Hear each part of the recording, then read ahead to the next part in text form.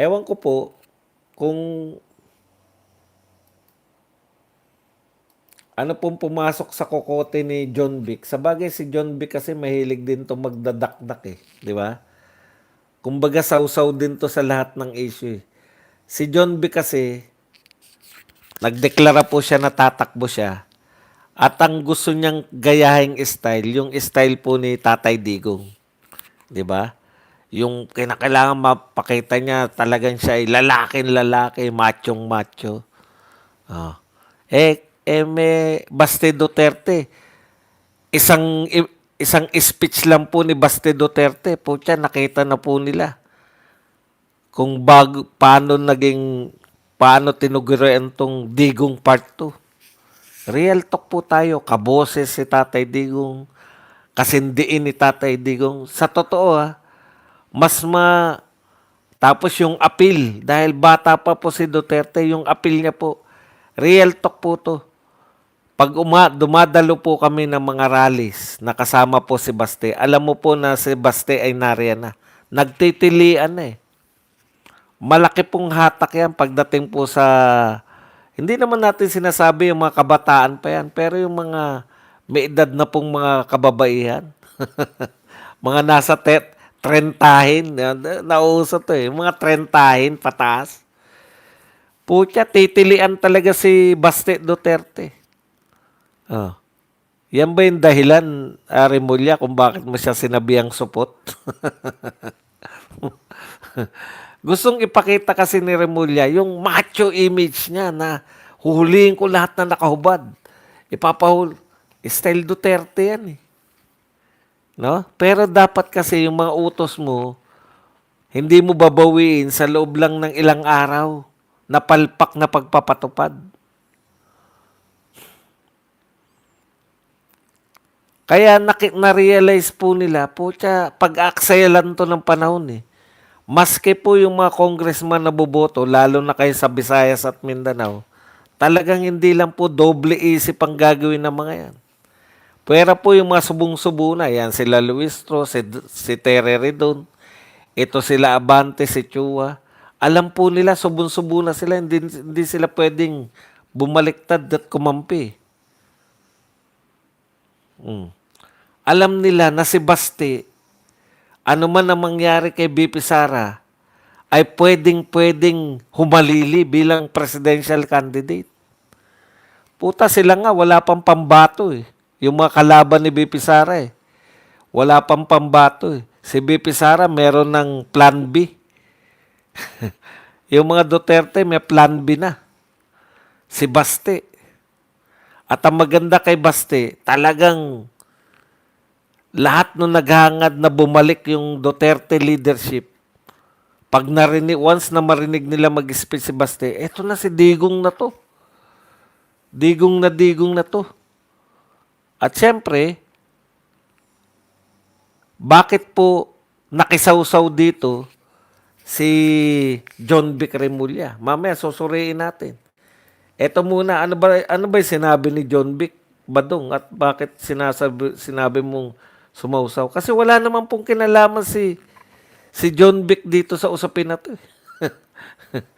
Ito po, ay speech ni Baste Duterte doon po sa Rage Coalition, no?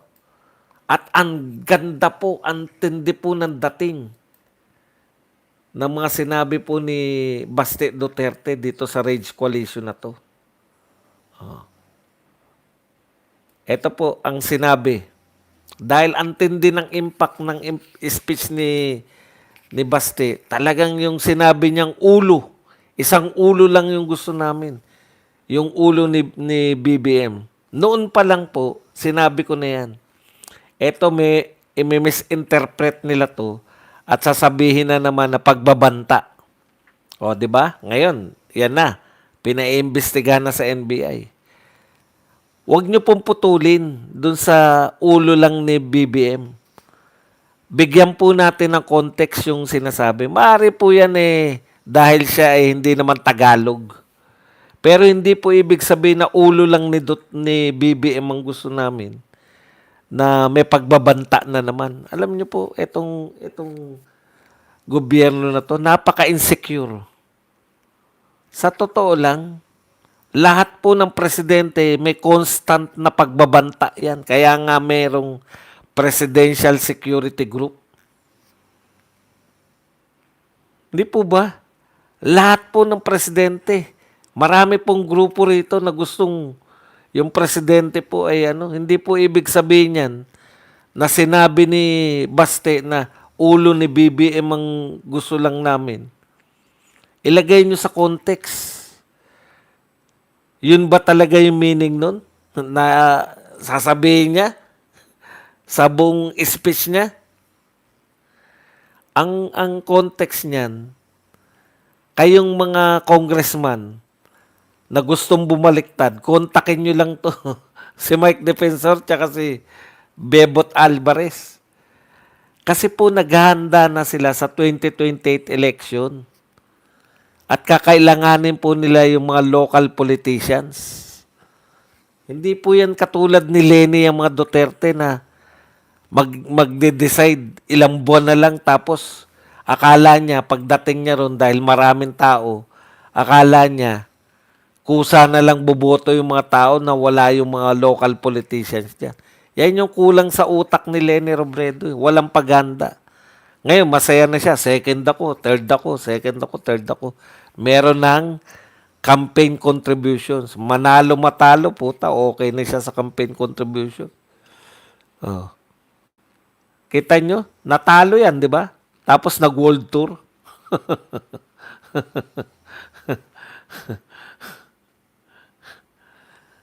Yan yung point natin, no? Hindi katulad, totohanan yung mga Duterte, alam nila yung ginagawa nila. Kaya, dyan po nagmula yung speech na yan, Oh, baka gusto nyo bumaliktad na. Yan, magbaliktaran na tayo. Hindi ang point ni Baste, hindi naman kayo yung punteriya namin. Isang ulo lang yung punteriya namin. Hindi po para itigok, kundi para sa 2028 election. Pag bumawi na po, nanalo na po si BP Sara, hindi kayo mga karamihan ng congressman naman na hindi kasama doon sa mga nagnakaw ng, kumbaga, aminin natin at lahat, ganyan talaga politika. Yung mga nagnakaw ng kamal-kamal, bilyon-bilyon, aba, hindi po pwedeng patawarin yan. Kahit magbaliktaran. Pero yung mga nangupit lang, yung mga nakiporsyento lang sa maliliit na, baka pwede nang patawarin. Ganun ng mga politiko, di ba? Yun po yun. Kaya isang ulo lang yung hangad nila. Kaya sa 2028, tignan nyo ang baling, after nung sinabi na ulo lang ni BBM, sa 2028, boto natin tulungan natin si BP Sara sa 2028. Yun po yun. Ano yung imbestigahan doon? Very obvious na papapanagutin nila si BBM sa 2028. Yan yung punto nung isang ulo lang. Okay. Eto na naman, syempre.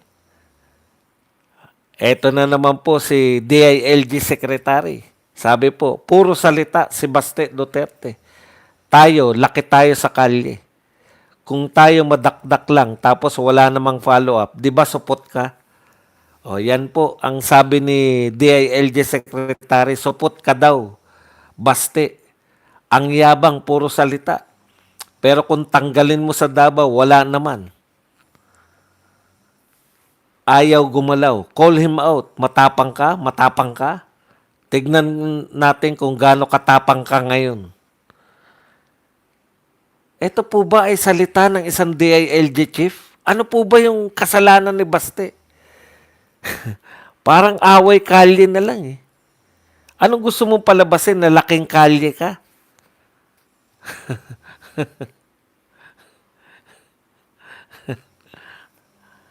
Gusto niya, alam niyo yun, yung etong tao na to, si Pangulong Duterte, may mga sinabi po siya, pero gusto po ng tao yung sinasabi niya. Kung nagagalit man yung kalaban ni Duterte dahil parang siga-siga. Pero yan po yung hinahanap ng mga tao eh. Yung panahon po na tumakbo si Tatay Digong, grabe po ang kriminalidad na dulot po ng droga. Magkaugnay po eh. Grabe po talaga nun. Kaya po yung mga sinasabi ni Tatay Digong na matapang na mga panalita na PI kayo, pag naupo ko, papatayin ko kayo. Totoo naman sinabi ni Tatay Digong yan. Yan po ang gusto, yan po yung gusto ng mga Pilipinong marinig na merong isang tumatakbong presidente na matapang sa krimen. Ito pong kay John Vic na to, dito po papasok sa totoo lang, may kasabihan tayo, ang mayabang galit sa kapwa mayabang. Pero yung yabang po ni Basti, totoo po yun eh. Totoo naman pong palaban yung mga Duterte. Sa dami po na nangyari sa kanila. Sumuko ba sila na bati na tayo, kalimutan nyo na, hindi na kami. Wala pong ganun eh. Palaban po sila. Yan po bang pagiging palaban ng mga Duterte? Kukwestiyonin nyo pa? Kahit siguro hindi ka matapang kung nakita mo ginawa sa tatay mo yan. Na pinakulong. Kahit po sa tatay mo ginawa, hindi ka Duterte. Sa tatay mo nangyari yan. Baka kahit hindi ka matapang, tatapang ka na. Dahil sa ginawa sa tatay mo at saka sa ate mo. Na patuloy na sinisiraan, tatapang ka rin kung hindi ka man matapang. Ang kinu-question ni, huwag nyo na pong pansinin yan. Alam ko na po kung totoo po yan. Pinapansin nyo, hayaan nyo lang. Kasi kung totoong wala akong sounds, lahat po kayo nagko-comment na dyan. Pero pag isa lang po at paulit-ulit, alam nyo na po yan. Huwag nyo na po silang pansinin. Kikita pa yung mga...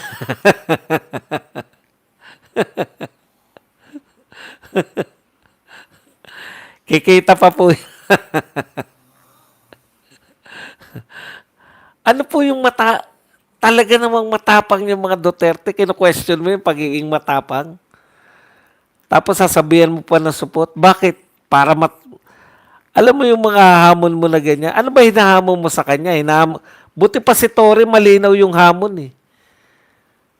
DILG Secretary. Tara, mag-boxing tayo. Yun yung hamon ni Torre.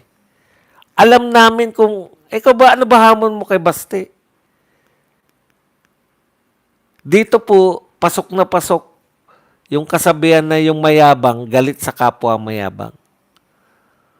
Aminado naman si Basti, ano sabi niya? Kaya tayo nag-aaway-aaway yung mga Duterte followers kasi pare-pareho tayo mayayabang.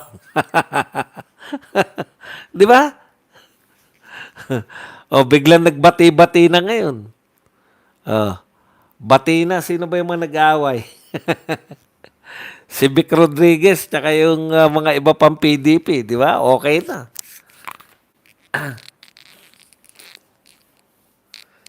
Kaya ito pong sinasabi po ni John Vic, hindi ko po maunawaan kung saan siya nagre-react. Bakit mo sasabihan ng support? Alam po natin yung meaning ng support. Di ba? Hindi po yan yung hindi katuli. Alam po natin yan. Kina-challenge mo yung kanyang pagkalalaki. Pero para saan? Bakit mo siya tina-challenge? Bakit mo siya sasabihin ng support? Hindi ka naman niya inaano. Alam niyo yun? Pinagtatanggol mo yung presidente. Yun ba? Ang dami-daming problema eh. Pati ang ganda kasi ng speech ni Basti. Yun ang gusto nila eh. Ayan, sabi, supot naman talaga eh. Puro dak-dak. Ikaw ba, ano ba ginagawa mo? Pareho lang naman kayo eh. If you want to lead the country, you have to be more statesman-like. Pinayuhan niya si Basti. If you want to lead the country, you have to be more statesman-like. Sabi ni Remulla kay Basti. Eh, yung bang pagsasabi ng supot sa kalaban sa politika, statesman ba yan? Bibigyan kita ng halimbawa ng statesman. Naalala niyo yung debate? Yung debate ni nung 2016 presidential debate. Yung ano masasabi mo kay Miriam Defensor Santiago? Tanong kay Duterte. Yan yung pagkakaiba ng hindi pumasa ng unang take ng bar at saka ng first time pasado agad sa bar. Statesman like po yan. Di ba? Kasi ang ganda ng sinabi niya kay Miriam eh. Kagalang-galang, hindi niya po binanatan. Naalala ko nung tinanong si Lenny tungkol kay Marcos eh. Ano po ang ayaw nyo kay Marcos? Si Marcos kasi ay sinungaling. Si Marcos ay hindi nagpapakita kung kailang kailangan. Yun po yung mga hindi pumasa. Yan po ang mga sagot ng mga hindi pumasa sa bar ng unang take. May kakulangan po sa yung atake lang alam eh. Nagpapayo ka ng statesman like John Vic, yung ginagawa mo nga, hindi naman statesman yan. Eh. Sinabihan mo na supot yung tao. Para saan? Para palabasin na ikaw ay matapang?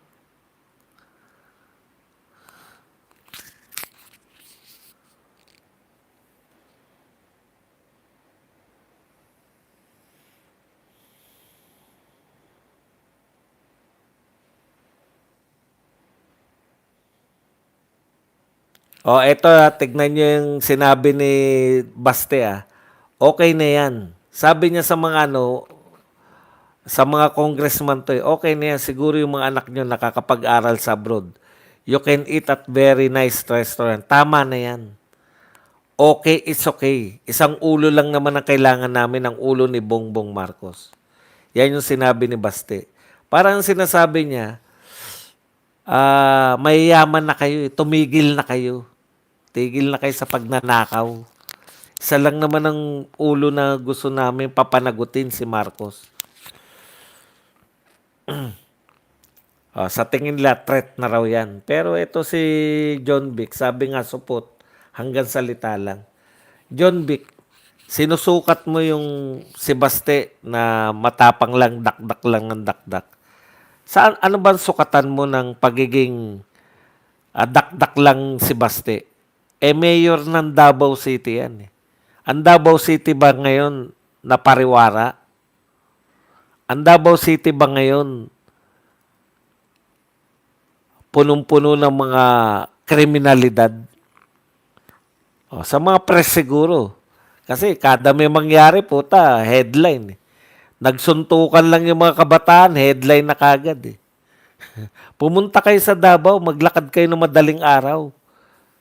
Katulad ng ginagawa ko. Nagugutom ako. Mamaya, maglalakad ako rito. Hanap ako ng makakain. Dito sa Danang. Hindi ko pa alam eh.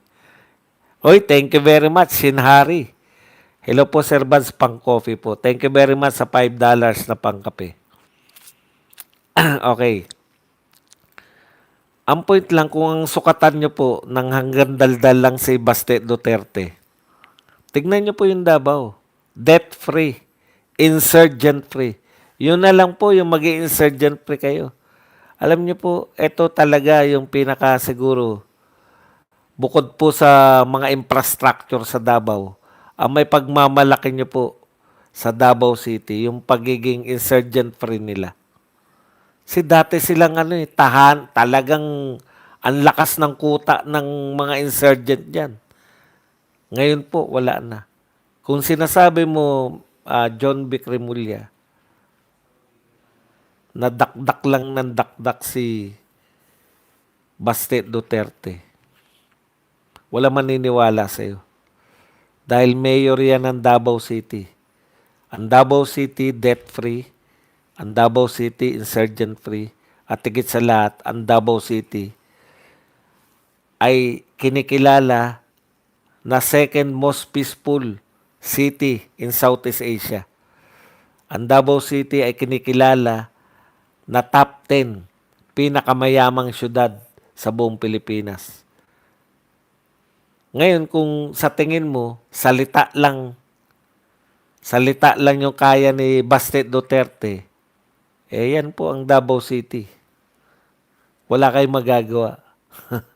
Yan po achievement niya yan. Achievement po ng mga Duterte. Pinagpapatuloy niya.